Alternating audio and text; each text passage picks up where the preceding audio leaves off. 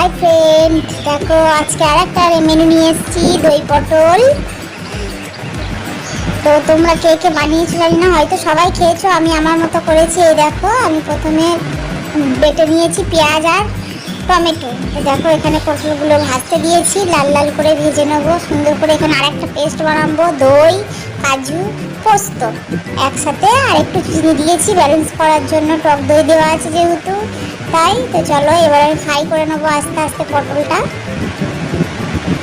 তো পটলটা ভেজে নিয়ে তুলে নেবো।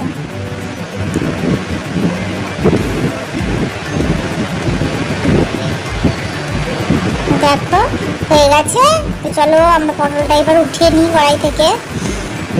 এবার আস্তে আস্তে ওই তেলের মধ্যে আমি ফোড়ন দেবো। ফোড়নে দেবো হচ্ছে তোমার গোটা কিছু গরম মশলা।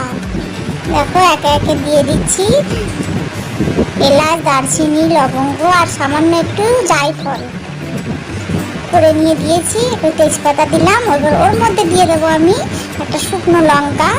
একটুখানি নাড়াচাড়া করে নেওয়ার পর দিয়ে দিলাম টমেটো আর পেঁয়াজ বাটা। এবার আমি নাড়তে থাকবো। তো চলো এবার আমি আস্তে আস্তে এর মধ্যে দিয়ে দেবো হচ্ছে হলুদ গুঁড়ো, দিয়ে দেবো লঙ্কা গুঁড়ো, দিয়ে দেবো ধনে গুঁড়ো। আস্তে আস্তে নাড়াবো। দেখো ভালো করে কষানো হয়ে যাচ্ছে, দেখো তো তেল ছাড়ছে অল্প অল্প। দিয়ে দিলাম লবণ। এবার সুন্দর করে যখন তেল ছাড়া আরম্ভ হবে তখন আমি দিয়ে দেবো কাজু, পোস্ত আর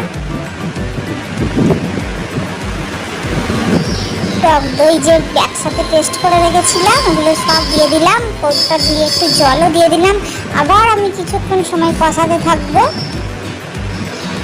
দেখো আস্তে আস্তে তেলটা একটু গরম মশলা দিয়ে দিলাম অল্প করে। তো দেখো এইবার আমি দিয়ে দেবো হচ্ছে জল। আমার মশলা কষানো প্রায় রেডি। এবার আমি দিয়ে দিচ্ছি একটু কৌটোটা ধুয়ে জল, তারপর এর সাথে অ্যাড করবো গরম জল। দেখো জল দেওয়ার পর আমি পটলগুলোও ছেড়ে দিলাম। এবার একটু ফুটতে দেবো। পটলগুলো সেদ্ধ হয়েই গেছে, তবুও একটু থাকবে। তারপর আমি ওপর থেকে ঘি ছড়িয়ে নামিয়ে নেবো। দেখো কমিয়ে দিলাম। আমার প্রায় দই পটল রেডি হয়ে গেছে। এবার আমি ঘি দিয়ে দেবো হালকা হাতে ওপর থেকে, তারপর আমি নামিয়ে নেব।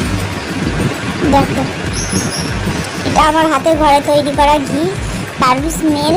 এই দেখো নামিয়ে নিলাম, রেডি হয়ে গেছে আমার দই পটল। কেমন লাগলো?